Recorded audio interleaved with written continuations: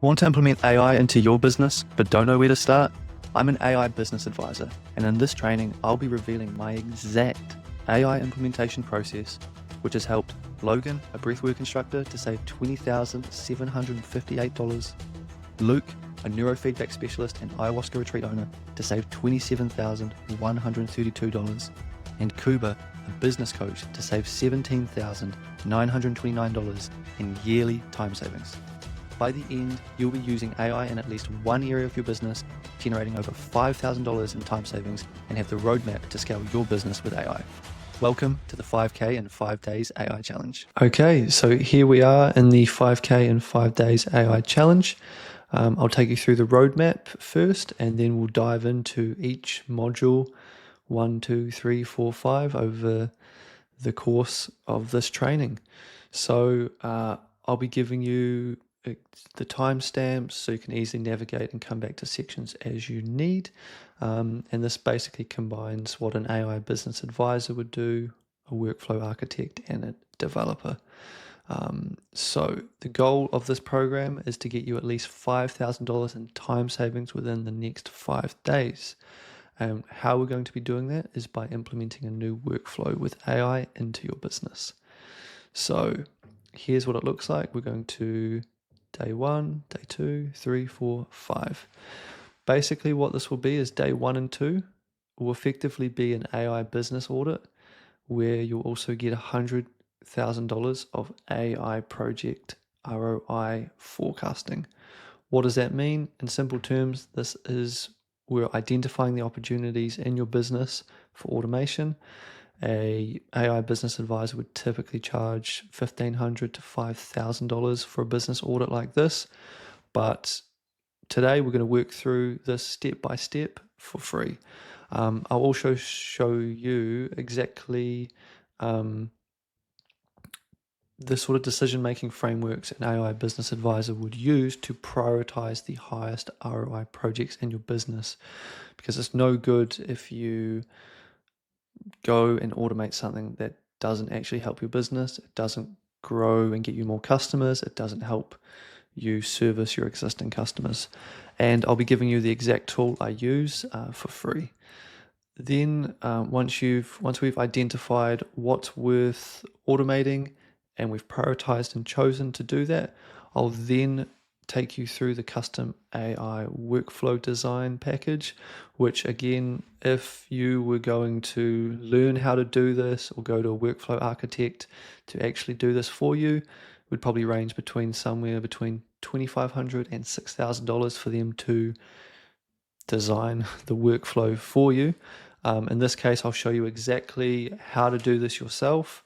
And so not only will you be able to map the chosen workflow this week, you'll be able to do that again and again. So you're not just stuck at $5,000 of time savings, you'll go to 50K, 100K plus, and then you'll really start to redirect that into the best places in your business. Once we've done that, we'll go into the build phase and the measuring of the results. So yeah, normally you would hire an AI developer, and depending on the package and how complex it would be, it could be between $4,000 to $10,000, whereas the custom builds are well above $10,000, and it depends on the size of the business and the complexity. That can go into the hundreds of thousands or millions if it's a really big organization.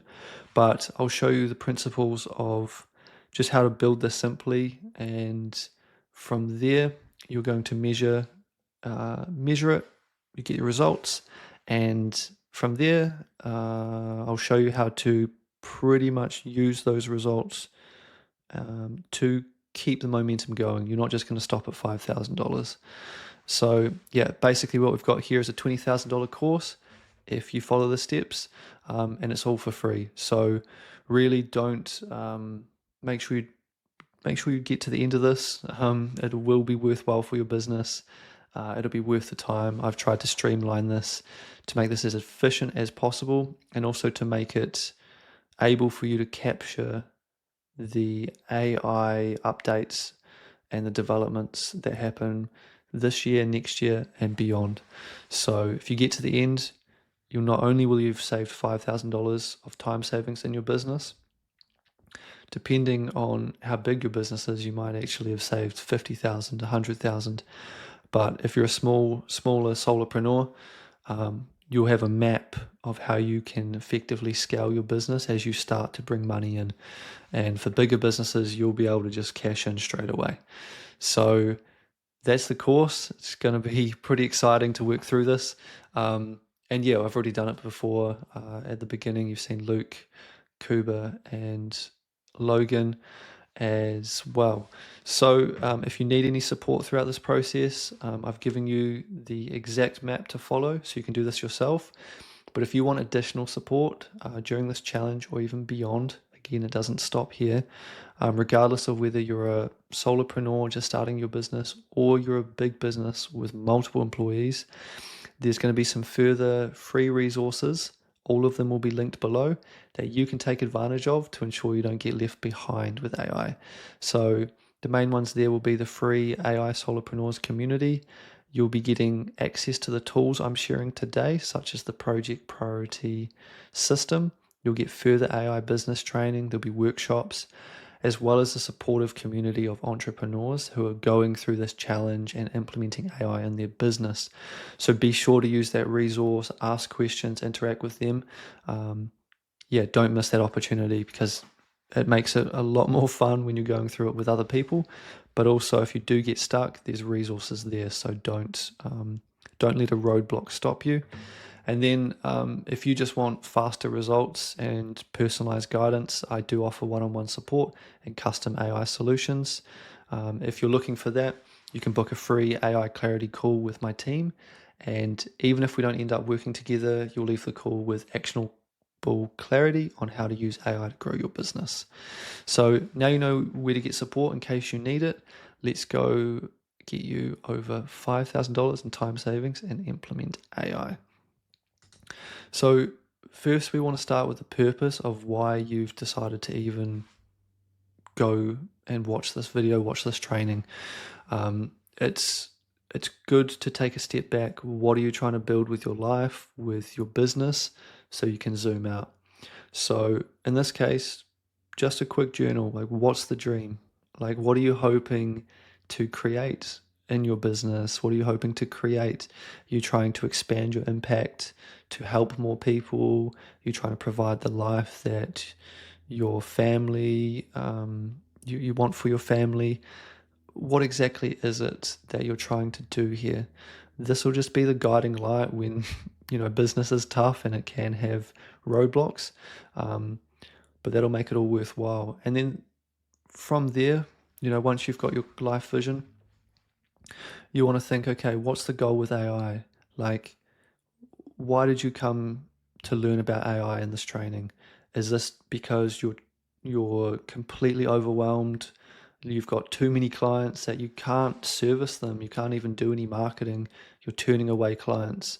So you've actually got a operationally, it's not scalable anymore. You need to scale. Or, you're lacking clients. You don't have enough new leads coming in. So you've got a marketing problem. Is that what you're hoping AI can help you with? So I'll be showing you different examples of that throughout this training. And then a good thing to be aware of is what's been the biggest blocker holding you back with AI, because that'll just allow you to be clear of where you either need more training or just some extra resources. Some people just don't know what is possible with AI, and that's what we'll be diving into. Some people don't know how to map out what even to do, what can AI automate in their businesses. Well, that's what the process will be for today.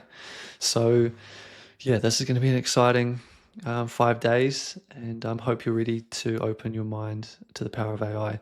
And yeah, a lot of this is exactly what I work through with clients. So you're getting the behind the scenes. So in terms of what's possible with AI, you've heard the stories, but in terms of my personal story, I worked close to a decade for a financial advice company here in New Zealand, and I became manager. And it was interesting when I took over that A lot of it was very administrative. We're sort of stuck in not getting to the good stuff, helping clients, serving them better, and not being able to get to marketing. But one process in particular, we did investment reports for all of the companies that we invest in. And that was like 100 plus reports. I was reviewing it. We had an investment analyst who would go get the numbers, write the report, I would review, and then the advisor would finally sign off. So it had 3 people involved. It would take about 3 hours per report. With AI, I managed to map out a workflow, which is just a series of automations to automatically create that investment report, taking it from 3 hours to just 15 minutes, because all we needed to do was just review, just double check what was in it and make sure we were happy with it. And that's the power of it. That would have saved the company over $50,000 once implemented. So it's just a matter of there's a lot of low hanging fruit, and the more volume, the more your time is worth, the more you're going to get from this.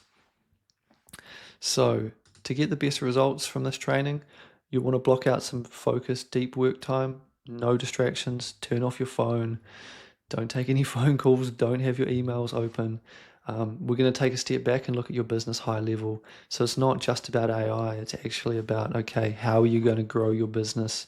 If you're a smaller solopreneur to 10K, if you're already at $1 million a year with your business, how are you going to take that to 5 million? Or what is the constraint? What are you trying to build?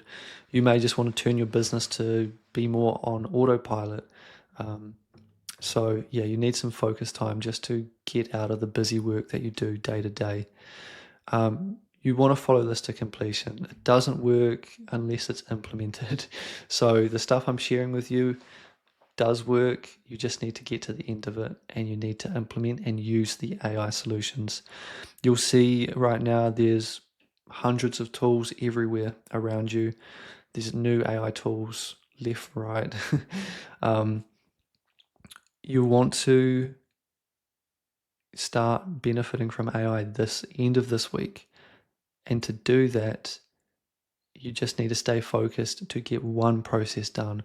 Once you start using it, it's going to be a game changer and allows you to have the base skills to do more. And just a simple adage is that the best tool is the one you use. So let's not get into shiny object syndrome and let's get AI to actually help your business, not get you to automate some random things like, I don't know, there's fun things like creating videos and music. Unless it's particularly part of your process, we won't waste your time on that. By the way, it's natural to feel a bit overwhelmed during this process. So just, take breaks as you need, go through it, go into the community, ask for support.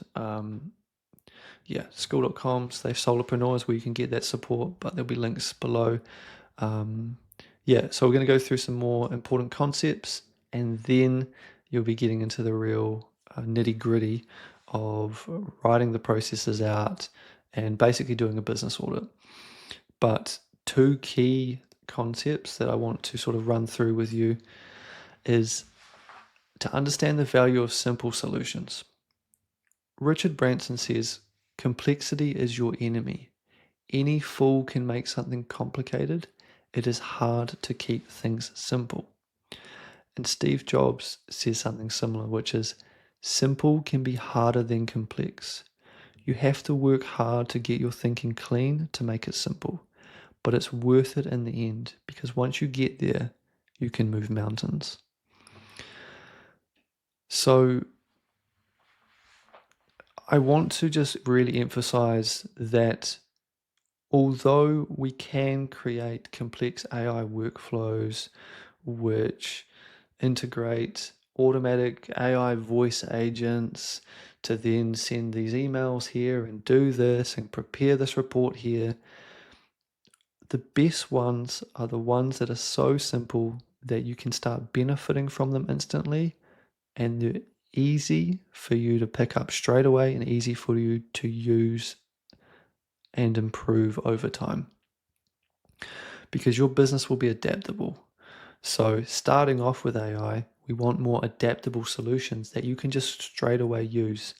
Then when you're very clear, like if you're a more established business owner, you'll know exactly your value proposition, your offer for your clients, how you service them. If you've already got that, then you can build these bigger AI workflows which combine multiple software solutions and just tackle it because you already know what's proven. For the starting entrepreneur, you're still figuring out and up-leveling your skills. So I just want to reinforce the best tool is the one you use, and it doesn't have to be custom built. Sometimes all you need is just there's a tool out there already, you don't know about it, you just need to go and grab it. So that's what we're doing. So number one principle, simple is scalable. Business has enough complexity, let's not overcomplicate it. And that's why we're going to be starting high level before we get into any of the AI stuff. Because people rush to implement AI, but that's not going to give you the results you need. So that's the first one. Now, the second principle is what successful entrepreneurs know, that time is money. So Alex Hormozi, he is someone who built and scaled Gym Launch to over $50 million in revenue, then sold it at a $46 million valuation.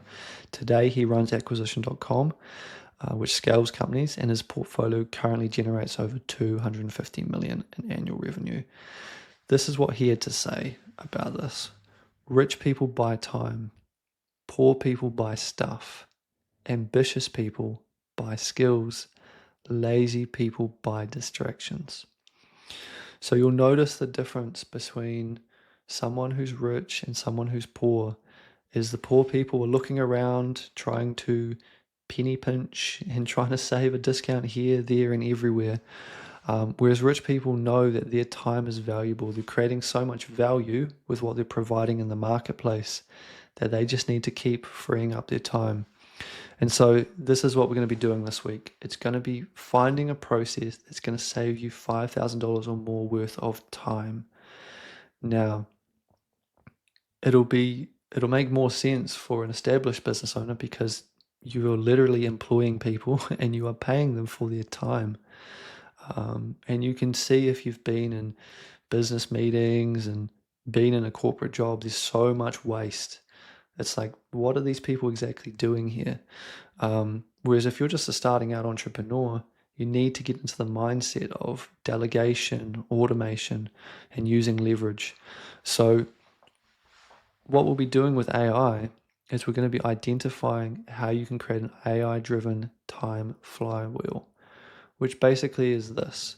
It's that you get to a point when you're doing something that's working, you're getting clients in, you are servicing them, they're happy, but you get to a ceiling where you can't go any further. This is where you need to automate. So we use AI to automate, which is going to free up your time.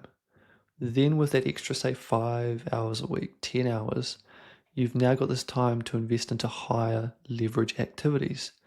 That's the idea of, like paying $20 an hour or $15 an hour for an admin, so then you can actually do sales calls or actually service your clients. It's the same principle. You buy someone else's time, or in this case, we buy software or build software to free up your time, so then you can redirect your time into those things in business that matter. So then you can expand and then you go to the next level. And you just keep doing this.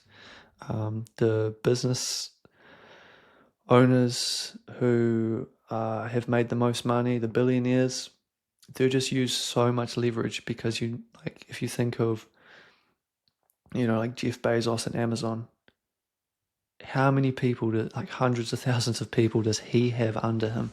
So he's just done this process over and over and over again. They also use technology, things like that. So that's what we're going to be doing. So let's get into Module 1, identify processes worth automating. This is the business audit.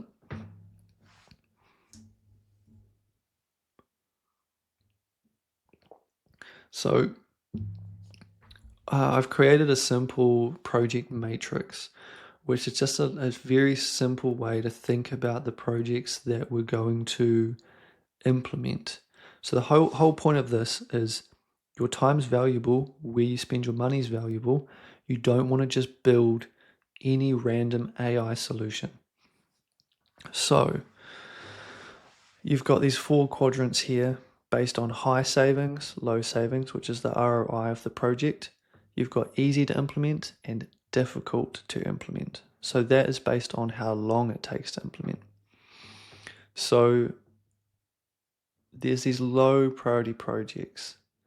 These are kind of the things which, sure, you could automate, but they're kind of tricky to automate and they don't really move the needle.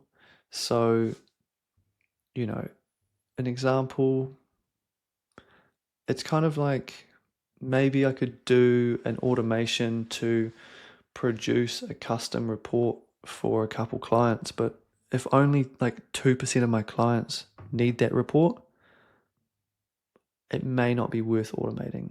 It's you want to stay away from those low priority projects at all costs. You've got minor improvements. That's where it's quite easy to implement. It doesn't take much time, but it's just a low return. Those are useful to do, but you really want to do the quick high value wins first, which it's easy to implement. It's the high saving. These are these plug and play AI tools that already work. You can just use straight away. And then you've got the blue, the high impact AI projects. This is like the 50K, 100K solutions, which they'll save you incredible amounts of time in the business. It just takes a lot more refinement to get it nice because you're tackling a bigger workflow. So rather than just like one simple task down the right for quick high value wins, you're looking at basically automating a whole process which has maybe 15 to 50 tasks all in one line. So it just requires more time and there's more room for error. So starting off, it's a no-brainer. Stick with the quick high value wins. This is what we're going to do this week. It's the 5K in 5 days. It's the plug and play AI tools. It's the custom GPTs, things like that. And if you're not using AI, there's so much, so much there for you. So going further, we've got the high impact. Yeah, you'll get to those when you feel either comfortable, or that's kind of the stuff that if you're not an expert, you just hire other people for. Minor improvements you do as you go, and low priority, don't pursue. So here we are at the first point of the module, which is list the current processes that cover 80% of your time. And look, you may say, I don't know what I can automate with AI. That is not the question to be asking right now, because it's irrelevant what AI can do.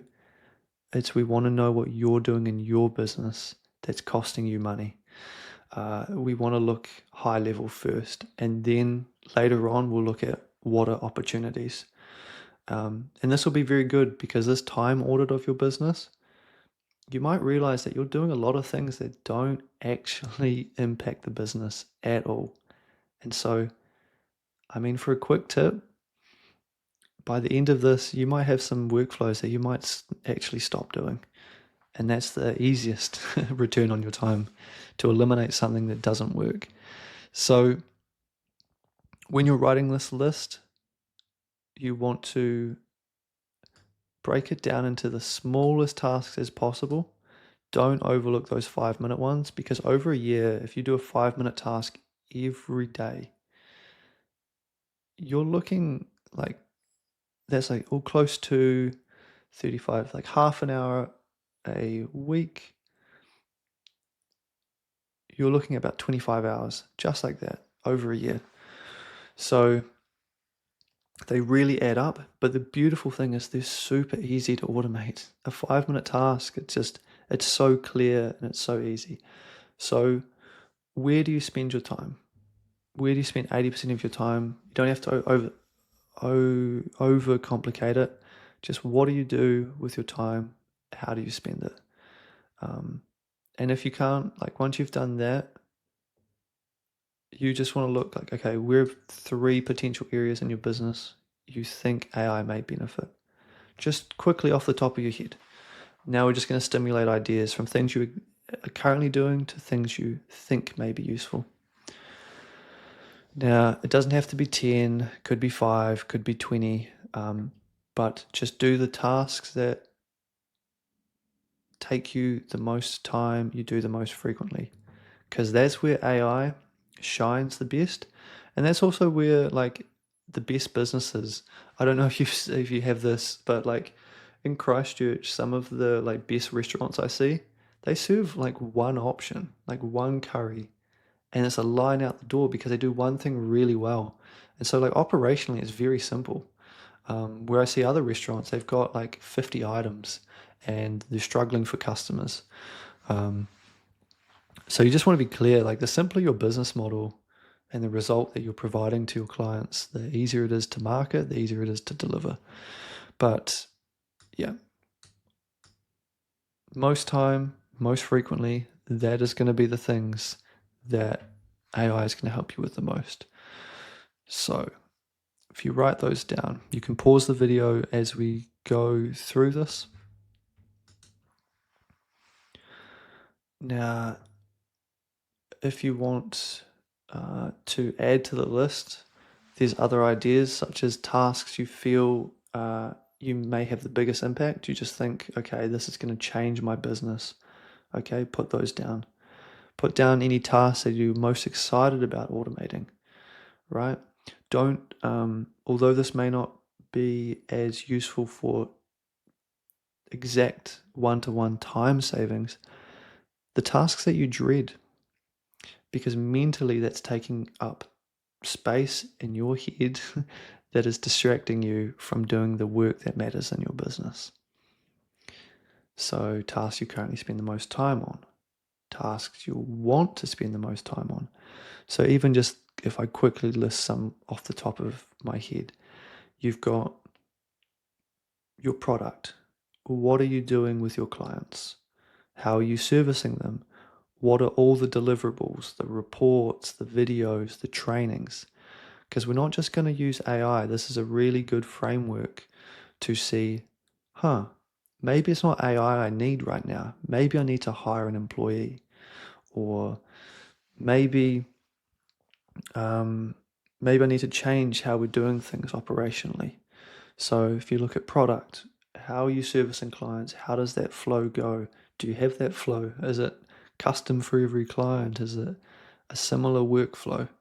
How many different clients do you have? So you've got those things. Then you've got marketing, right? What are you doing to get new clients? Are you doing direct outreach? Are you doing paid ads? Are you producing content online? Facebook, YouTube, TikTok, website articles, webinars. Where are you doing your marketing? Or maybe where you want to be spending time. So marketing, product, those are pretty much the 2 main areas of your business. If you're not bringing in new leads and you're not making your existing clients worth more by delivering more value to them, you may not be doing the highest leverage activities in your business. There's one third category if you need any more ideas to write down, but it's just operationally. What are the things that you spend time on? You know, it's all the administrative stuff. Maybe it's, for example, this would be like accounting, you know, doing your taxes, invoices. Maybe it's sending certain emails. Maybe it's staff payroll. Anything like that you can write down. So to get to the 5K result, we may automate one task or many small tasks, depending on how quickly you pick up the AI stuff, as well as what makes the most sense. So going to the next part, if you haven't make sure you have at least 10 or at least 6 things that you think this would be really good. And ideally, it's very clear.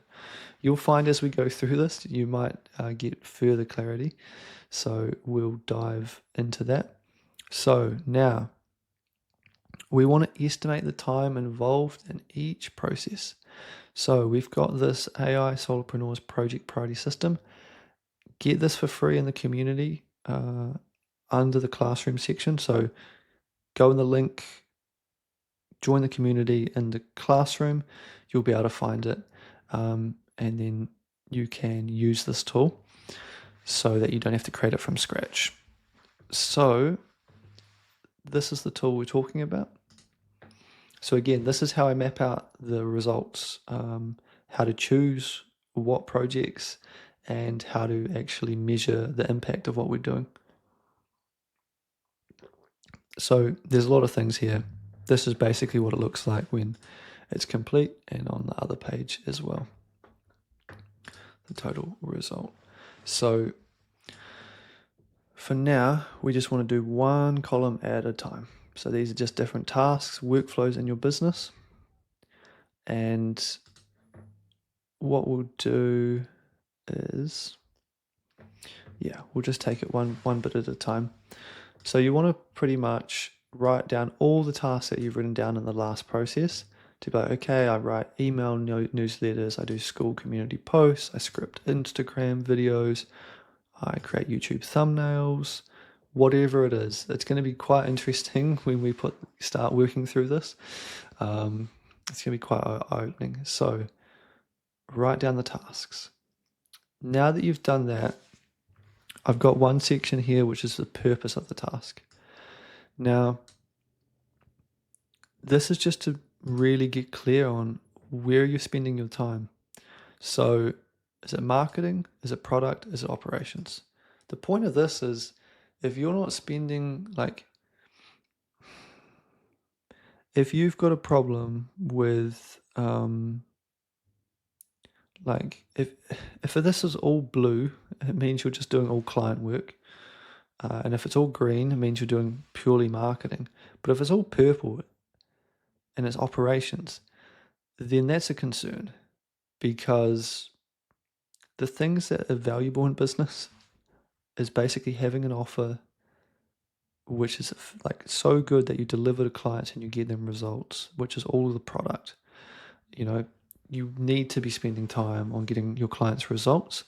And when you're not doing that, you should be letting the world know about your services and your product so that they can get the results from your program. So marketing and product. But if it's all operations, that means that you're probably not clear on what is valuable in your business. Like what activities actually are valuable for your clients that you'll serve, and what activities are actually going to get you new clients. So the better you get at that, the faster you'll grow in business.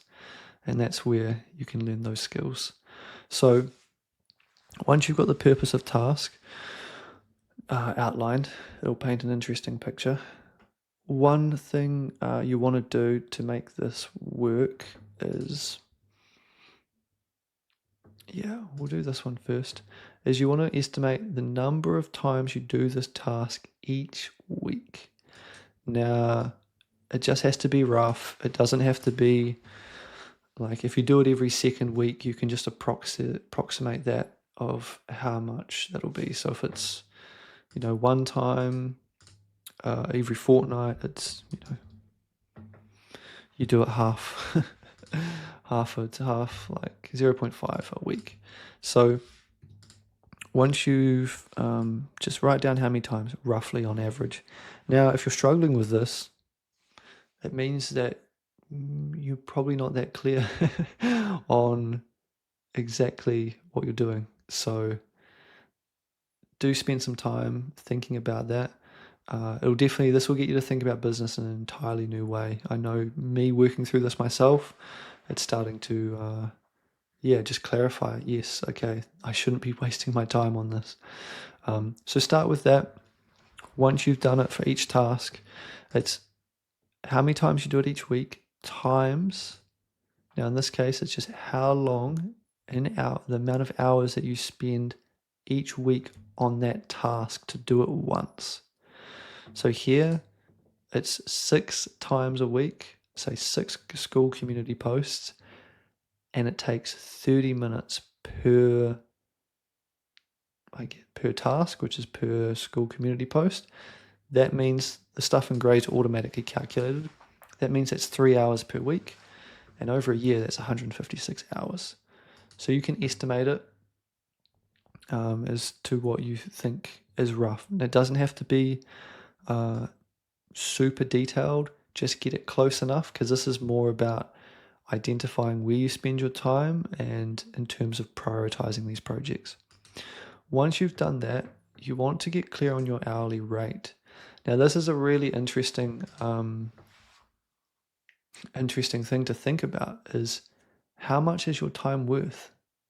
Now, if you're an established business owner, you will probably have a good idea on how valuable your time is, because you've brought your business to $1 million, $10 million, $100 million a year. But if you're a starting entrepreneur, you probably don't know how much your time is worth because you're not making much. So for a proxy here, you want to effectively choose an hourly rate which is representative of either where you are at now or where aspirationally you want to be. Because if you think your time's worth $20 an hour, you're not going to hire anyone who's worth more than that. And so it's going to be hard. Like if someone else is worth $20 an hour, you'll just do it yourself. But the idea is to make your time more valuable as you deliver more value in the marketplace. You up your skills, you get better at sales, you get better as a business owner of delegation and leading your team and delivering results. So as a proxy, you can choose a good little proxy is that, like, for example, 100K a year is about $50 an hour, 200K a year is about $100 per hour. If you can base it off of your previous job that you worked at, if you want, you can use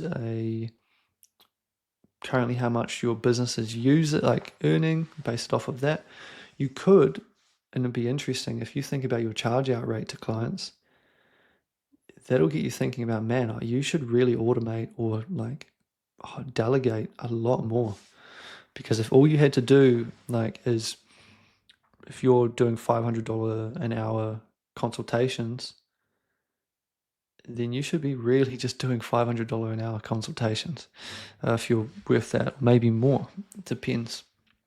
But you can get if you're unsure, you can do $50 an hour, which is 100K a year, which represents kind of an aspirational rate of where you want to get to in business, or somewhere between your previous job's rate and your aspirational. That's up to you how you set it, but we'll go with 50 for this example. So from there, we've set the hourly rate, we've documented, okay, how much time is each of these tasks going to spend. Now, just to go back, some things I've encountered working with clients is that they won't be able to estimate how long it takes them. And that makes it quite hard to there's two. Okay, we'll start here. One is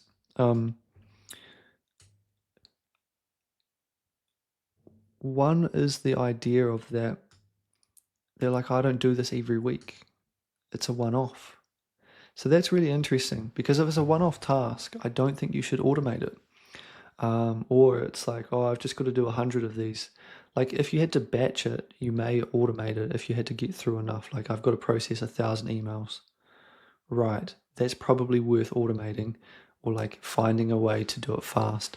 But it's not worth creating a whole workflow system to continue doing, because it's not going to provide you that much. So I think just being clear is you want to label any ones that are what would be writing procedures. I mean, that is kind of one-off, right? One-off. You'd be very cautious about trying to automate that. And I would even do like, maybe it's going to take me 30 hours to do. So I would just go 30 hours divided by the number of weeks in a year. And that's how much, we said 30, yeah, so actually you would put it here. So you're going to do it once.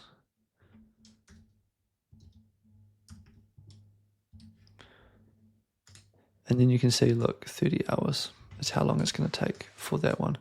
So yeah, differentiate between one-off tasks and recurring tasks, because the recurring tasks are going to be so powerful in your business that not only are we may be looking at yearly savings here, and this is just for 1 year, but if you get good at this and you do it next year and the next year, you're just getting all of this time back to apply elsewhere.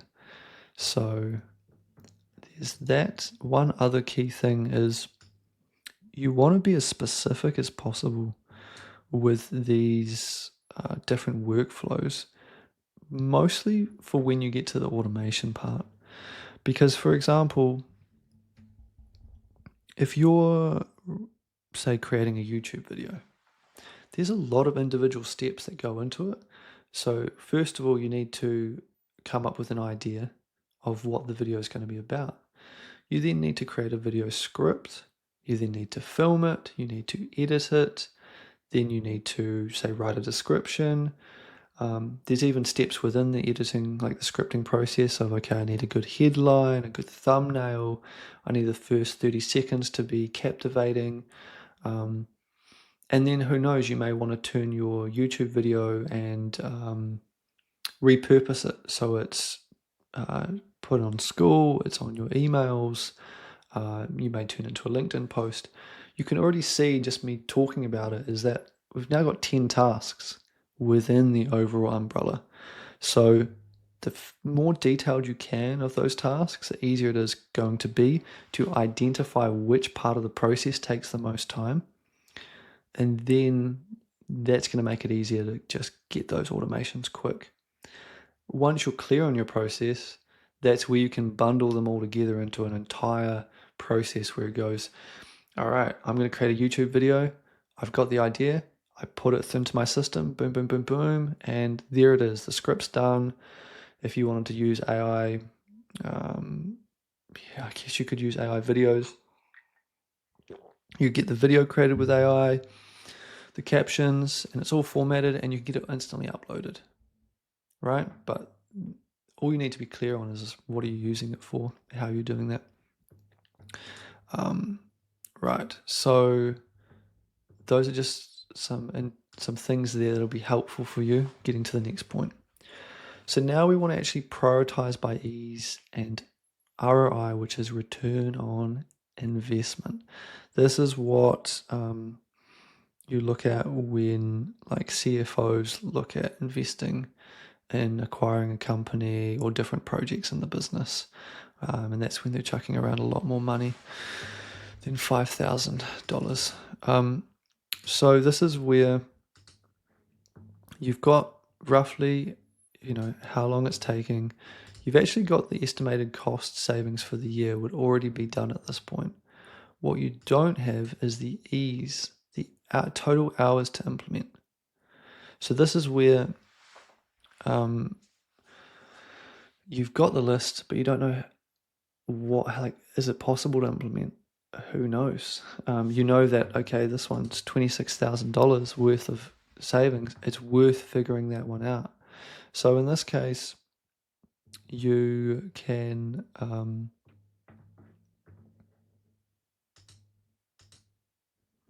so in this case, for estimating the time it'll take, this will be based on effectively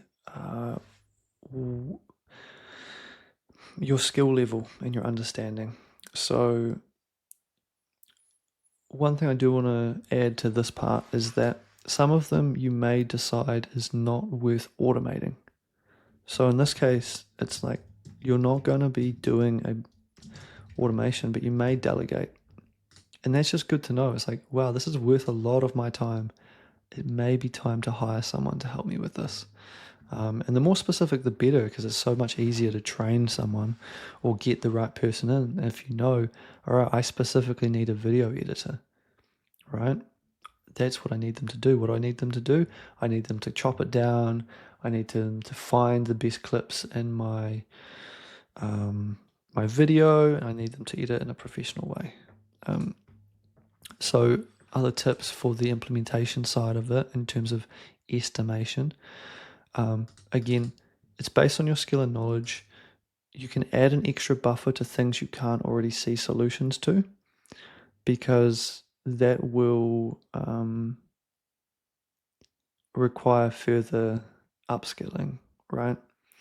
And if it's challenging to see what you could actually implement, break it into smaller tasks, because these are easier to estimate and build, and also just even think about from a workflow standpoint. Keeps it more agile, and as you build, you get more solutions. So like, maybe I don't know how to automate say it's a whole entire YouTube video. That just seems, wow, how are we supposed to do that? That's too overwhelming. But when you break it down, it's like, I need to automate the script part. I was like, okay, could I get something to create an automatic script? Yes. Right. Now you've started to be able to identify something. And one other thing as well, and we'll get to it on step 2 of this worksheet, but it's that don't be obsessed with the idea of 100% automation. Think in degrees, not in binary. So binary is like you can either 100% automate it or not at all. And that's going to cut out 80% of the workflows. Most workflows you will be able to automate, but not 100%. So don't get in your head that, if I can't automate the whole thing, it's not valuable. If we just automated 50% of this one, that takes $26,000 of time savings every year, you've still saved $13,000. So it doesn't have to be perfect. It just has to be doing something within that workflow that's valuable and time consuming. So that is just something to reinforce. Other things in terms of how long it will take, you can either hire someone to do it. So at this point, right, if you needed, if you were totally stuck on this, you could book in a free AI clarity call with my team to be like, hey, I've got this list. I just don't even know if it's worth doing, but I do want to do it. And then my team could help. Even if you don't want to work together one-on-one, you would leave with more clarity. Otherwise, you can chuck questions in the community. But examples, right, of typical implementations is like, it depends on your skill level. Like if you're starting out, just ChatGPT is very powerful. You can ask ChatGPT, hey, what solutions exist out here? And it'll give you some tools, AI tools. It'll give you different potentially workflows, just asking the right questions. So it's like, here's a really good framework for just even thinking about automation, and just separate AI. AI is like one form of automation, but there's like tools can just save you time. There's like automation workflows with AI, they're custom built. You've got even just simple templates, right? Like if you're doing the same thing over and over, even a template would save you 30% of the like total time. Even if it's not an automated workflow, it'll still be effective. Batching can save time. So don't get too obsessed with having to be AI, but those will be the ones that bring the most returns.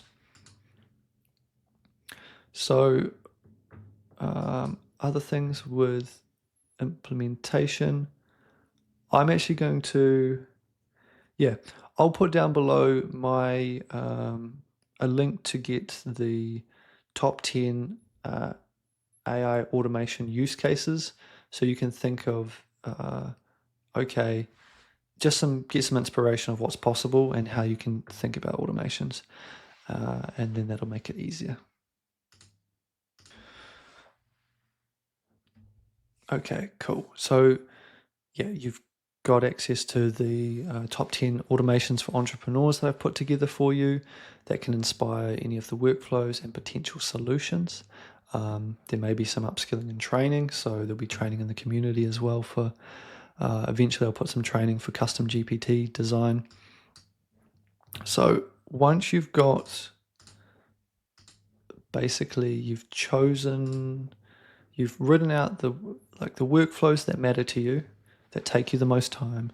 You've documented actually how much it does. Then you've got, okay, how long you think, and now this is for you. If you're implementing it yourself, then this is how long it's going to take you. If you're just going to hire someone else to do this and build it for you, or you're going to delegate, then you can kind of ignore that and just focus purely on the cost savings. But what you'll see here is the project hourly rate. So this shows you basically if you were to spend 4 hours implementing this, because it saves you $7,000 a year, it's actually going to be worth $1,788 per hour for you to implement. So that's pretty worthwhile. If you just go to the little calculator to see a filter view and you sort these by the highest project hourly rate, you want to start there, right? Especially, you'll see these color coded here. You'll see the impact, the ease, and the type of project. Those green quick high value wins, that is well worth it, right? Now, if we said this was going to take,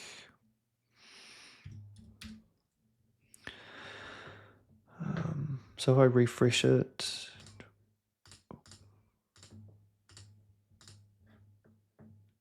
you'll see that this one goes up here. Maybe even if I change it again, let's go to 13.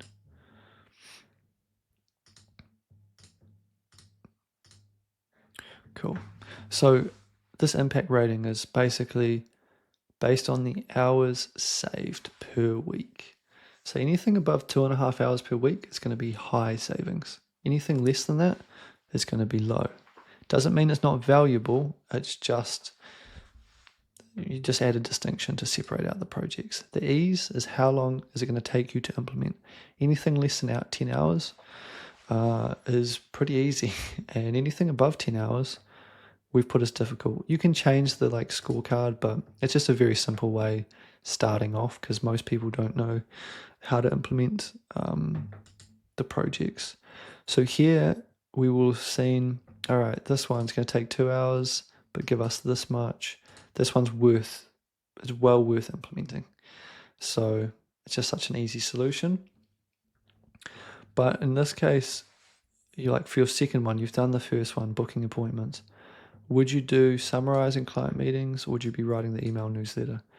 Well, in this case, I would probably still go for this one that's lower down, even though it's a lower project priority, because there's less risk because there's only a few hours, you're confident in it. So that's where this does, you just need to factor in your confidence level, your skill level, because, yeah, we're using numbers to help you get there, but sometimes you're just I know that I want to do something down here, so just do that first. So based on this, we'll choose this one to do first. If you're confident, you may do that second. Now that one wouldn't actually take that much time, but these are just examples, right, in terms of just how the spreadsheet works. So you've sorted it by the highest project hourly rate, and then you've chosen what you've going to build. So in this case, we're going to take this one and we're going to take it and put it into step 2. So step 2 is very similar. It's just got a few more features. And why we do this is that'll be in module 2. So let's just wrap up module 1, which is you've identified, you've mapped out in this case, close to $80,000 of workflow savings based on the time that you spend. And we've chosen which projects will actually be worthwhile. So then, yeah, you're ready to go. That's pretty much an AI business audit. It's an audit of the business, where you're spending time, what workflows will be most impactful. And yeah, so just a little pop quiz, always a bit of fun. When building software solutions, what number one principle do we refer to? What project type is best to prioritize? And if there are competing projects, how do we decide which to build first? If you want to pause, I'm going to reveal the answers in 3, 2, 1. So when you're building software solutions, the number one principle is simple is scalable. And also I like a second one, which is the best tool is the one that you use. In terms of the project type, best to prioritize, starting off, it'll be the quick, easy wins. Because that'll get you more familiar with AI, but also get you using it immediately. And if there are competing projects, how do we decide which to build first? That is based on the estimated cost savings and ideally the project hourly rate, which factors in how easy it is to implement this workflow, along with the impact it will have. So at this point, you should have filled out the project priority system. You have chosen the top one project you'll break down in step 2. And if you're unsure on the top project, you can choose top 3 and it'll become clearer at the next stage, because we're going to be breaking it down into further detail. So that is module 1. And the next module, we'll be continuing with the AI business audit and actually mapping out before we go and implement. In fact, we will go and build it, because there's just a few other things that you need to factor in. Okay, so now we are at day 2. We have just done the business audit. We have identified not just how to save 5K, but 100K plus in your business of projects. Now, we've also chosen what one we will do and actually solve and implement. And we will have taken them to step 2, which is today's module. So effectively, these are all the different workflows and a way of effectively summing up your result. And this is a net result, so it includes time and costs. So this will be useful for if you've got software costs involved, or other multiple people in terms of contractors, agencies, or employees. So first, as similar, we'll put in the task workflow, just copy and paste it there. The purpose of the task will remain. One thing here is you want to get clear on what problem is this solving. Like, what is the end goal? To just really get clear that this is a workflow that does have a purpose. Because just because it takes the most time in your day-to-day business, it may not necessarily be the most effective workflow to automate. Why do I say that? It depends if this is actually going to grow your business or not. Because you can spend 20 hours a week doing something, and sure, AI would save you 20 hours a week if you automated it. But if it's not growing your business by getting you new clients or making your existing clients want to buy more from you by giving them great results, then there's a question mark around whether you should be doing it in the first place. So get clear on that. It could be a direct time saving, and that's fine. But it's just good to know exactly what you're doing, like why you're trying to do this. Like, I'm creating YouTube videos to get more people to see who you are and then come and find out about you so they can buy your product, or Maybe you're trying to deliver a certain report to a client because that is the end result you're delivering to them. So you want it to be relevant. Now, the number of times the task is done each week and how long it takes will be the same. We have one new field here, which is the tech or other costs related to the process for the year. So try to apportion it accurately, roughly, but are you spending any existing software subscriptions as part of this workflow, using freelancers, employees? If you're a starting entrepreneur, you're probably just using, it may be zero, maybe it would just be a little bit of software, but for bigger businesses, this will be quite an important factor. Now, we've got the current workflow.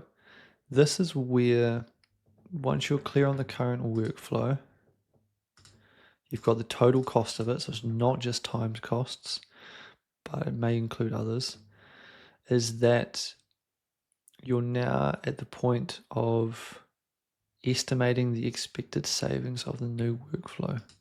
So in this case, you just want to have an estimate of, okay, I think I know how long it's going to take for us to implement it. I've got a rough idea of a potential solution. How much time do we think this new process, this new workflow will take us? Because on this one, if we say it was taking 5 minutes, right?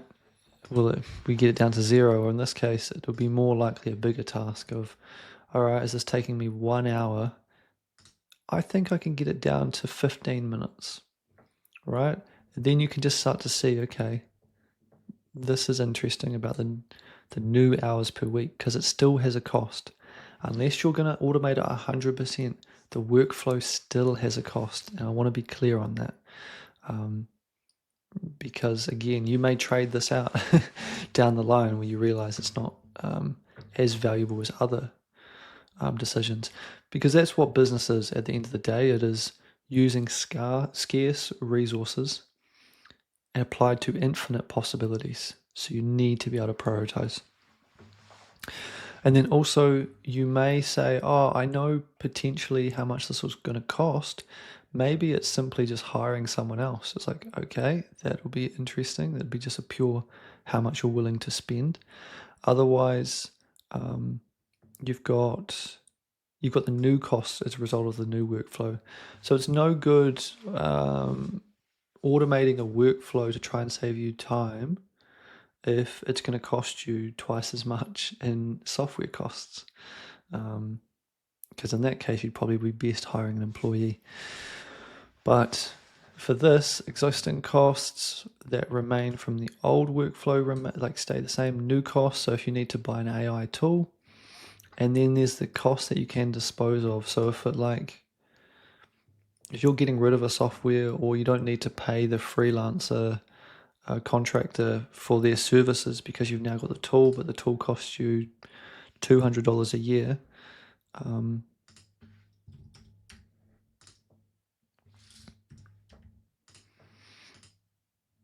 You start to get different costs associated with it. So it'll evaluate the total cost of the new workflow. And then from here, there's just one other thing, which is the qualitative benefits.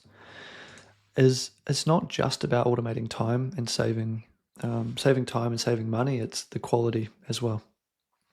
So with a lot of these tools, you can ensure that the actual quality of it is even better, which is if you design it more with guardrails, you can get a lower error rate, better quality output, faster output, things like that. So you can see more of a holistic view. And then you get the net result, right, of how much that'll actually give you, and then it'll total up all of these. So once you've done that, you've now been like, okay, I've seen the current workflow, I've seen the new workflow. Is this still worth doing? because initially we thought it was going to give us 9,000, but actually it's going to give us closer to 7,000 because there's costs involved and we're not automating 100%. So that's a good way to think. It's like, okay, just to double check, we are going to go ahead with this. So you need to make that decision, work that out. And if this is based on your initial expectations, it's worth going ahead, then we're effectively that's effectively the business audit. You've mapped the workflows and now you've decided, yes, we're going to go on this project. So yeah, we'll go to module 3, which is the building. It's just the workflow map. Okay, so day 3, I'm now going to take you through what an AI workflow architect would map out in terms of, okay, how are we going to do this? How are we going to build it? Now, of course, this would be mostly done by an AI developer as well, who'd build it out for you. So in the case of the building, if you want to do this yourself, I'm going to show you the things you need to consider, the different thinking principles behind workflow design, automation, and if you need one-on-one support because you don't want to build it yourself, there'll be a link below in terms of an AI clarity call where you can talk to a member of my team and to see if it would be worthwhile going through together and building it. Otherwise, we can point you in a helpful direction to make it easier for you. So before you go and start implementing this AI tool or your proposed solution, now if it's easy, like you're already very clear on it and you know exactly the solution, you can skip through all of this theoretical mapping of the existing workflow and this and that. What I'm kind of going into here is this will be for the bigger projects and more complex. So just caveat, like if it's easy, honestly, just be clear on, as an overarching theme here, you just want to be clear on terms of just in a simple thing, what the existing workflow is. You know, I take these inputs and they create these outputs. So you know what you're trying to automate from. You're then going to effectively think, okay, like which ways could you automate that solution, which you've probably thought of at this point, but is this like just a simple template? Is this a software subscription? Is this a custom workflow you're going to build? Is it like, what is it going to be? But in the simplest form of the new workflow, you just want to go, okay, what am I going to now do instead? And again, if this is easy, you don't need to spend much time on this. You can just go straight to implementation and demo it. So if you're already experienced and you know it's just a typical custom GPT that's going to be, you know, referencing your business context with an expert in the field, such as, say, if you're doing marketing, you're thinking about Gary Halbert and Claude Hopkins for copywriting, or you're thinking about Alex Hormozy, or like for sales or just business in general. And then based on the output of, like, you know, very clear examples of what you're looking for, bam, custom GPT, I know how to do it. You just go and test it, and then you already will have got most of it because you've done it before. Otherwise, if it's an AI tool, it's simply like go and use it, see what output it provides, how can you tweak it so it works. So again, you can skip a lot of the workflow mapping here. The main thing is just be clear on existing. What are you doing currently? What do you need it to do? Like, what is the output that you're trying to get here? Is it a report? Is it a text, a headline? What is the format of the output? How do you need it? Because then you can just reverse engineer it. So that's in very simple terms.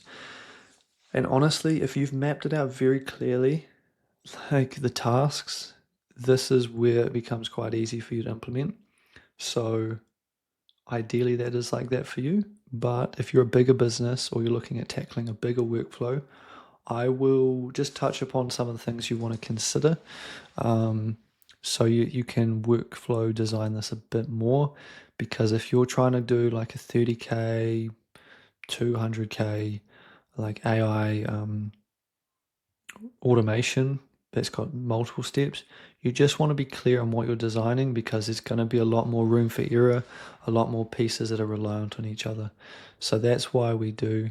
So yeah, let's go into the detailed. You may not need this, so test it out first if you can for the easy stuff. The existing workflow design. Yeah, a workflow is just a collection of many tiny tasks. Like, keep this very simple. That's all this is. don't don't get crazy about it. Just write out the steps sequentially that you take from start to finish to in that task or that workflow. The more you break it down, the easier it is to think about it and the easier it is to automate, or also hire someone else. If you're more visual, you can use things like Lucid Chart or Miro, or Freeform, which is already on the Mac. If you need more detail, again, this is for just getting clear on what you currently do in your existing process, because even by just designing this, you're going to find that actually there's a lot of opportunities to cut things out. But basically there's 5 key elements. One is the inputs. Like, what data inputs do you need to provide to achieve the desired outcome? Now, there is one, again, we want to start with existing before you start to go on improving, because you may already identify gaps. So as you're going through this process, write down just like on the side, opportunity to improve this, opportunity for this, because the high quality data is going to be the thing that's really important. So like, for example, the investment report way back at the start that I did for the financial advice company, like the quality of the numbers in terms of the company ratios and their revenue figures, things like that, that has to be 100%. So rather than getting that from ChatGPT or another AI tool to search the web, which you could do, you just have to have some verification things in place. But we got it directly from an API with the research platform. So we know exactly the data it's pulling, and we know the data is already verified, and so we can rely on that data. So there's things like that where you need to consider, which I'll go in more details on that. So inputs, where's the data coming from? Is this client reports? Is this the ideas from your head? Where does this data come from? Does this come from client feedback? All of that. You'll start to get clear that there's a lot of opportunities here. Outputs. This is effectively the objective, like why you're doing this for. Do map that out, because you'll realize you may not even be doing the best thing you could for your clients or for your marketing. Then you've got the output format. What kind of style? Is this a script, a video? Is this a PDF, a spreadsheet? And where are you going to save it? Where is it going to go? Triggers. What needs to happen? What conditions need to be met? This is useful if you're starting like a make.com automation or things like that, which is like, how does this start? Is this going to be humans going to say, click the button and start it? Or is this going to be data's coming in, or there's been an update and it goes automatically into your system? From there, you've got actions and transformations, the chain of events, input, output, next output. It's what transformations happens, right? It's like if you've got a research paper and it's 30 pages long and the output you want is a summary, the transformation is summarizing the research paper into the paragraph summary. That's the transformation. Pathways decision tree is just useful to consider if there are multiple paths or a path filter. So what that means is like do unique things happen depending on if the client, if you've got multiple clients, for example, you've got bronze, silver, and gold, does that mean in this pathway it goes in a different way depending on whether they're silver or bronze? Not too sure, but it depends on your business. And again, this is more for the complex, big workflows where you're trying to map out, something that's just going to automate so much of the process. First, write out the outputs that you want. Always start with the goal in mind, work backwards.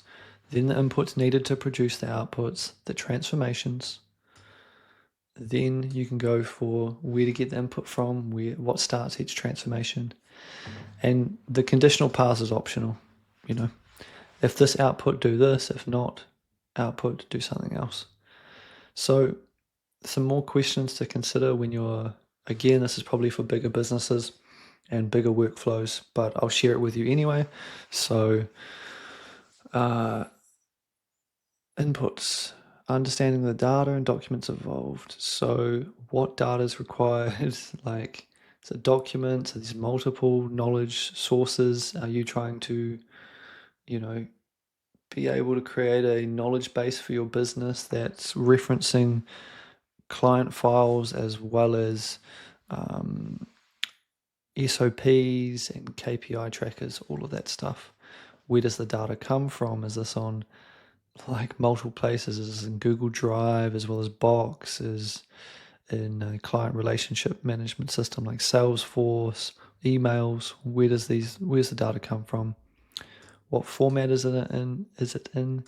Do you need additional context? So like if you're producing a marketing script, you want it to be based on the context of your business.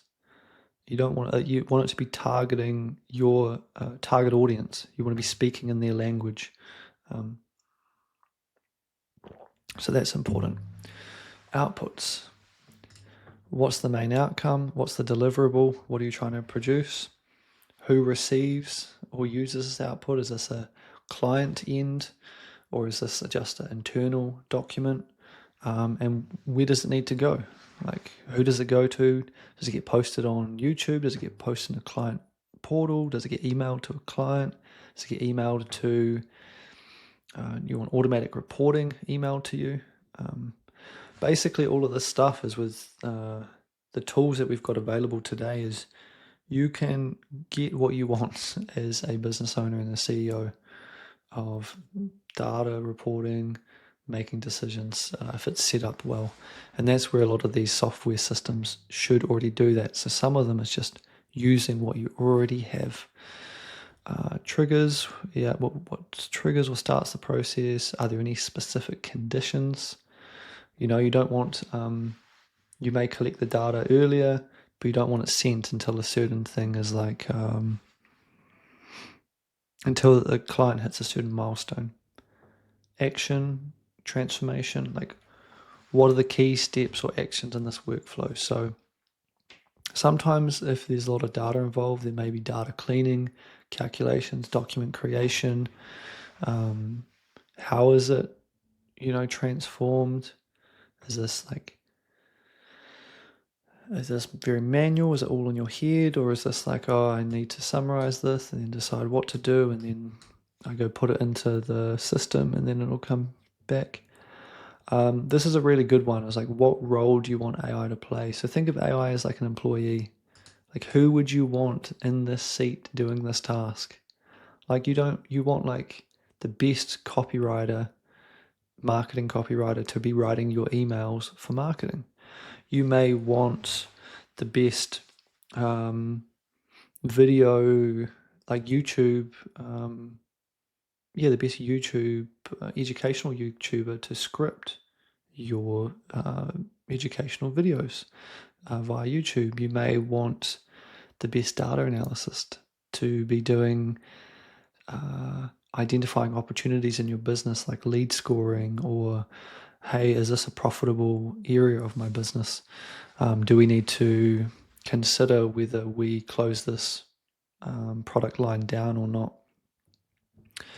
A really important thing is if there's any specific accuracy requirements or human checks needed, You want to create a workflow that does both. You don't want to just, and it depends on your skill level as how much you can automate. But if your skill level is not high enough to make sure the automation is airtight, like there's no room for error, you need human checks. And even if you are very skillful, you may want to put human checks in place anyway, but just to be very clear what they are checking and how they would check. The pathways decision tree, are there multiple possible outcomes? What are the conditions of filters, data type, client preference, workflow conditions, and any pathways? So after mapping the existing workflow, now note I said existing, not the new one. This was just getting clear on what you're already doing. The question here is, does this spark more opportunities? You may have seen, wow, like we're not doing this the best here, or there. And so there's opportunities for when you build this new workflow to increase the quality while also saving the time. You may realize that actually, if we just added a better clarity on what we wanted the output to be, we can now make this way better for our clients. It's like perfect.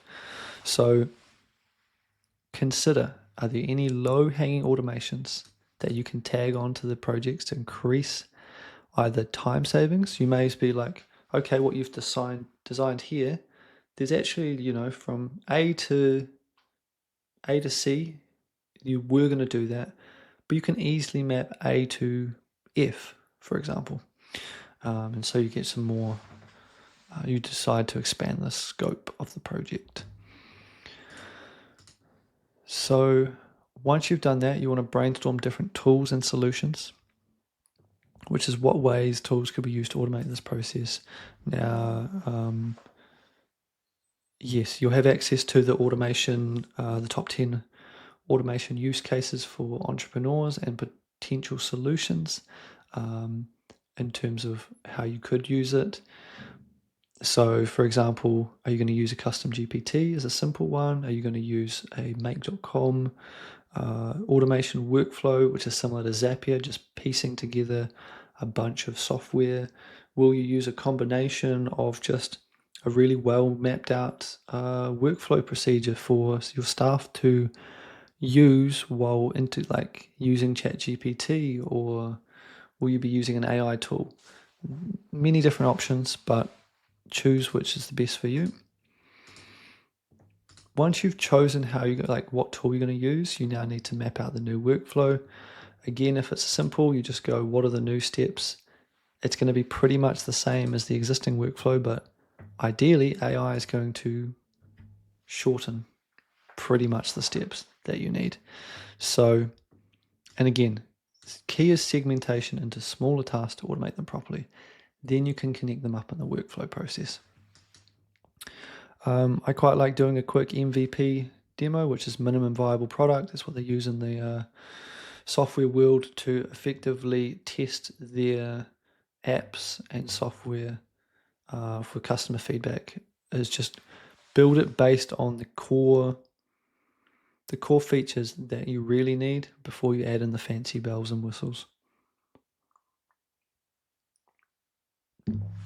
So by building, you gain clarity. So if you can do a quick demo with a tool like ChatGPT or similar, just to see a rough idea of how it could work, that'll make it easier to map out this new workflow for you. So definitely leverage ChatGPT and go back and forth on that.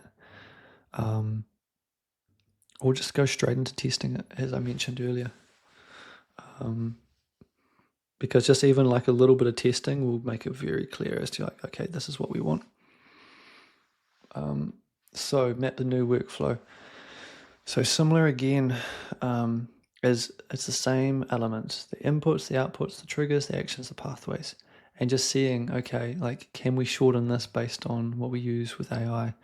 And effectively, because it's mostly going to be either you or your team, you can just see where actually I don't need someone here to manually be doing this task. I can use AI instead.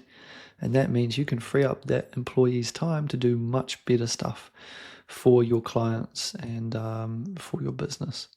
So all of this is the same in terms of the workflow mapping. It's the same as the existing. So if you've done it, you can just put it like next to each other and be like, okay, how am I going to use AI to do this for me? And how would I need to use it? Because AI will need more nicely formatted data. For example, like Airtable or Google Sheets is a simple, depends on how complex or simple it is, or whether it's already in a customer relationship management system as the data storage, the database, which it will refer to. So once you map it out, you should be very clear. Now, again, you've probably already built some of it, but if you've mapped it out very clear, you know, yes, like this is how we're going to do, and now it's just a matter of testing and refining, and actually building that workflow. So once you've mapped the new workflow, you decide to go and build it. And just to finish off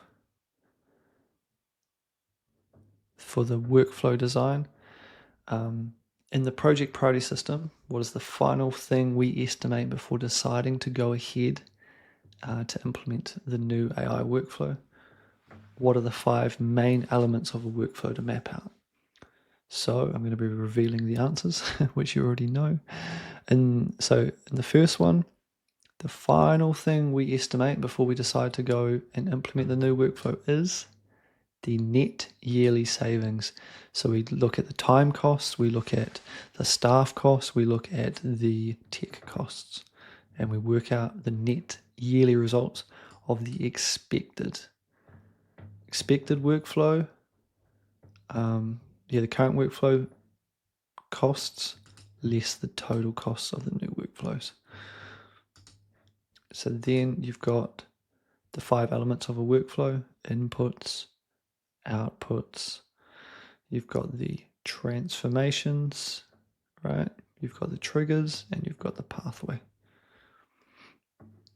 Now, at this point, you should have already finished the project priority system in terms of mapping the costs of all the manual processes in your business.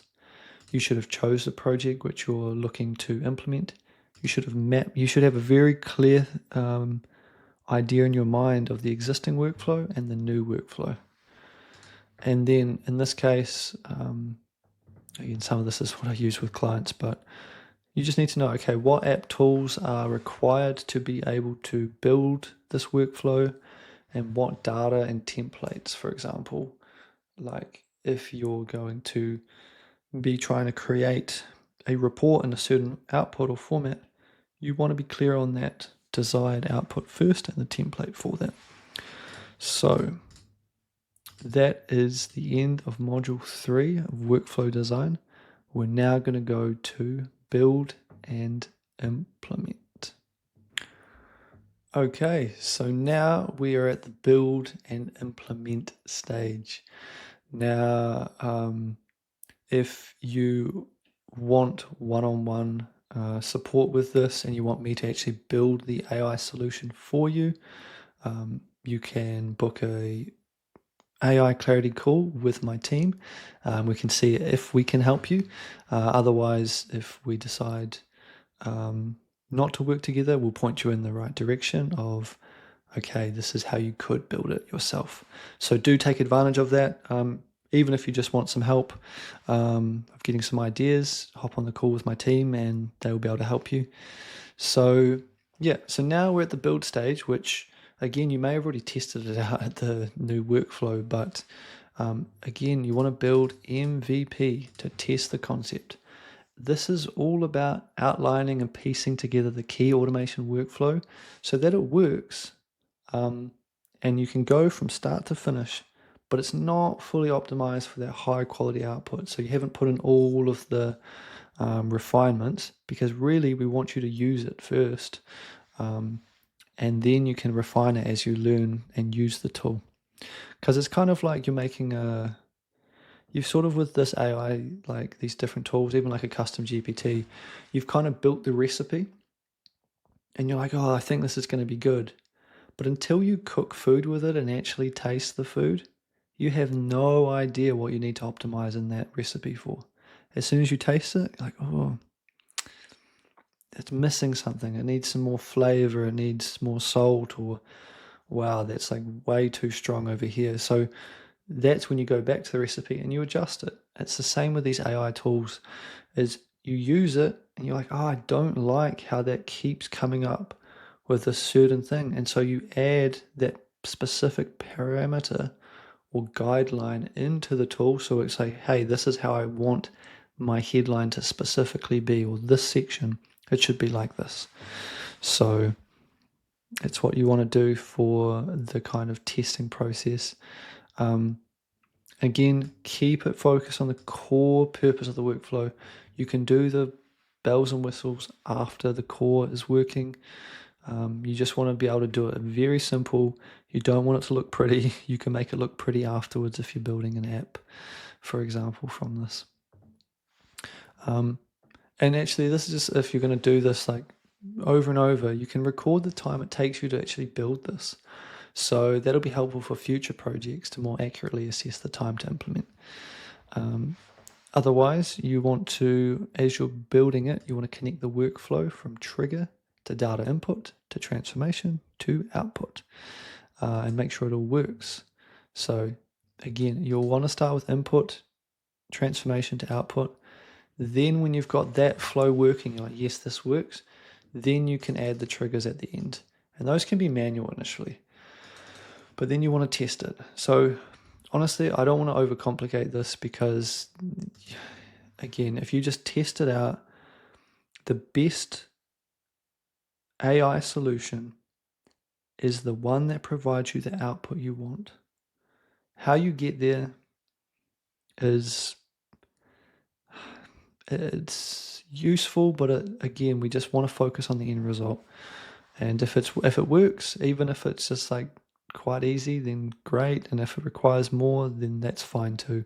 But you just want to test the output, and you'll know, especially if you're if you're an established business owner and you're already doing 7 figures, 8 figures, you'll know what the output is. Your team will know what the output is. But if you're earlier on, you're still like, oh, do I want it to be like this or that? That's where you're upskilling as you use these tools. So you want to review it, confirm it matches what you initially thought, test how long it takes you to use it. Again, this is more for me building it, but just to make sure that it is along the lines of what you're hoping. Once you've got it a bit more tested and it's past the first testing, you want to start optimizing the process. So this is where you want to build in guardrails and human review checkpoints if relevant. That's like, okay, I'm structuring it in a certain way that it can't do this, it can't do that. It's like trying to narrow the focus down. And then there's human review checkpoints if this is a bigger workflow. You want to increase quality and consistency of outputs to ensure accuracy, and you want to finalize the build. Then you go live, you publish the tool, you start using it for real. You get ready to deploy it, just with your team or just by yourself. Now, again, this is mostly what I do, but you know the tools, you know how the front end it works, you know on the back end, if it has all the prompts stored at the back for the custom GPT, then you know how you can change that if you need to, where to up-level your skills, if you need to do more training, or you need someone else, or then there's continued support as well from me. Now, with a lot of this process, I haven't dived deep into specific things, just because this would just blow this whole training out. It wouldn't be relevant for most of you. So this is more the framework of how to think about it. I will have in the AI Solopreneurs free community any additional training. Over time, I'll be doing some ChatGPT workshops on how to start using that more effectively, building out custom GPTs, because I really believe that's such an easy, low-hanging fruit. Then there's automation blueprints with Make. I may consider building out. Yeah, there'll be some trainings over time that'll be more specific for you, as we basically just build the content. other main low-hanging fruit. There is for like more business owners, and if it's more, there's custom GPTs, there's the make stuff, there's APIs, and that's where a lot of you'll see a lot of the AI software is just using the APIs of chat, like OpenAI and other software to integrate that into their app. So there's lots of options there, and I'll probably do workshops over time. So yeah, if you want to be first to know about that, just go into the free community below, and you'll gradually get more resources to specifically do this yourself. But if you're in a hurry, you can get one-on-one support, or get someone else to build this for you. So that is module 4. We've done the AI business audit. We've identified all of the biggest processes in your business that's taking time, how much it's costing you. You've identified which one you want to automate first or delegate. And then you've mapped out, okay, I've got my existing way of doing it. What's the new way? What's the new, faster, high quality way that you can then pump volume through? And then you've gone and built it, and you've actually implemented this. Whether that's hiring an employee, whether that's building the AI tool, that'll work. And actually, just one last comment on the building process is that the marketing tools are much easier to build because they don't require as much accuracy. So if you're in the legal profession or medical areas, you've got to meet more compliance principles, as well as being careful of data. Whereas marketing, if you're just creating ideas and creating like ad campaigns, it's all creative. It doesn't have to be exactly right because it's a creative process. So that's just one thing, is that it's a lot easier to do the marketing first. So yep, we've deployed. We have gone through. You've got it. Now we're at the point where we want to measure your results. So you should have been using it. You should have seen, okay, how does this work? Is this, and you'll probably have in your mind actually ways you can improve this, but for now you're using it, which is the main thing. You want to be using a tool that saves you 40% now, rather than a tool that saves you 70% in 6 months' time, because that 6 month duration of 40% automation is going to save you so much time, and you can get to the 70% as you go. So what you now want to do is you actually want to see what was the net result that you got. So although we mapped it beforehand just to see whether we wanted to do it, you'd go and you'd say, yep, that was the existing workflow. We probably wouldn't change anything there. But here under the new workflow, we now know exactly how much it should cost, roughly how much it's taking per time as we use it. So now we can update. It's like, oh, I really thought I was going to be able to automate 15 minutes, get it down to 15 minutes, but we only got it down to 30 minutes. 30 minutes of time. Or you're like, actually, we saved more than we thought. So in this case, we did 10 minutes of time. Okay, great. That's better results. Although we had a greater software cost, so that'll bring that down. So you just want to map it out. How long does the new process take? How many new costs are involved? This is the existing cost of the process. We shaved off $440 because we realized we didn't need to hire a contractor anymore to do a specific part of the process, because AI automated that. And boom, that's the net result. And if you've done this multiple times throughout the week, you have got 10,456 in time savings. So with that, you've generated the results. I'll share with you shortly on how to Now that you've done it, what's next in terms of how to continue using the tool that you've built, but also how to continually improve it and iterate. Um, but first, if you want to, it'd be great for you to celebrate your wins and inspire others. So there's a space in the AI Solopreneurs community where you can celebrate the wins and share with others your success. That'll give them inspiration of how you built different tools. Again, mentioned at the start, there's ongoing support. So if you um, if you want additional support, or you even got stuck during the challenge, or you're super excited about AI and you want more of it, yeah, there's a free AI Solopreneurs community below. It's got all the tools that I've shared today, which is the priority project system. It'll have the 10 automations for entrepreneurs checklist. It'll also have AI business training. So over time, I'll be releasing new workshops to do with ChatGPT, just so you can get immediate benefits in your business, to also how you simply build custom GPTs. There'll be potentially some make automation workflows.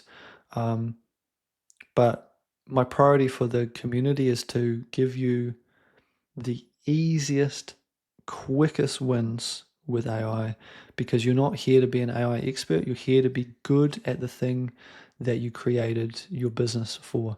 It may be you may be a breathwork instructor or a coach, or you're deeply trying to help the world with your specific unique ability. AI is just going to supercharge that. So we don't want to distract from it. So I don't want to distract you from that either. I just want to give you the solutions that you can just go straight away with and start using, and just use AI in a way that's super simple, super effective. So yeah, definitely take advantage of that. And then yes, if you would like any one-on-one support or custom AI solutions, or you want bespoke for your business because you've got bigger workflows to do, yeah, book a free AI clarity call with my team. Even if we don't work together, you'll leave with some actionable clarity on how to use AI to grow your business. So now, just so you know where to go, we have so you've now got the tool. Since you've built it, you'll know how to use it. And you will have demoed this. In terms of the access to tools, that is not relevant.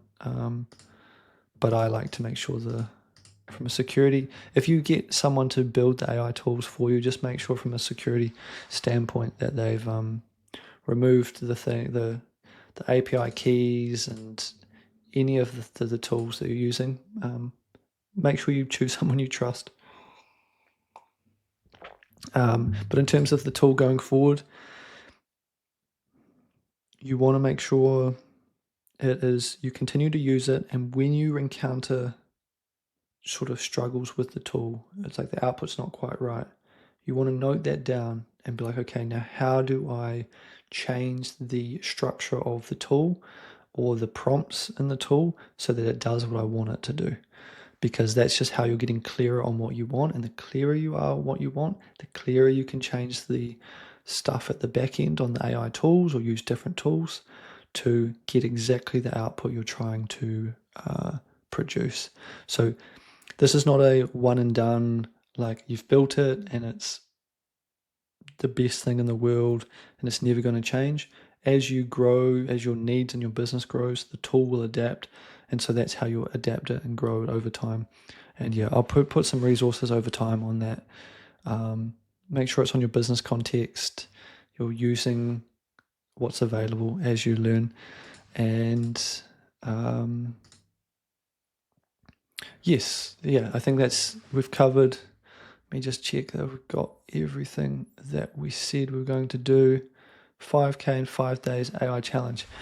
Yes, hopefully you've done the 5K at least. Now, it all depends on the value of your time. If your time's valuable, you would have flown past that. You'll be at 50K.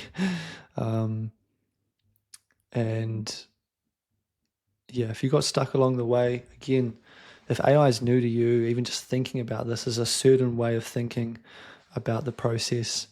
So that is, this is exactly the whole blueprint with my clients. But yeah, I give them specific business advice along the way. One other thing also is you've now just freed up $5,000 of your time. Where will you put your time now? Right? I recommend, and you'll know in your business, marketing, delivering results for your clients. Those two areas, client results, getting more clients. That's where your new time, or freeing up more time, so then you can kind of run the business on autopilot. So yeah, I hope you found that valuable. If you want further help implementing AI into your business and want to stay ahead of the curve, join the free AI Solopreneurs community for more. And I'll see you in the next video. Peace.